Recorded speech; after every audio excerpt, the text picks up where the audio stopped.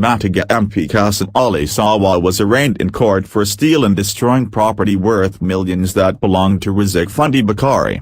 The MP was accused of stealing a freezer, refrigerator, 35 plastic chairs, counter table, 20 cooking oil jerrycans, 20 bundles of wheat flour, computer, television set, welding toolbox, a phone and a locker, valued as KSH 850,000.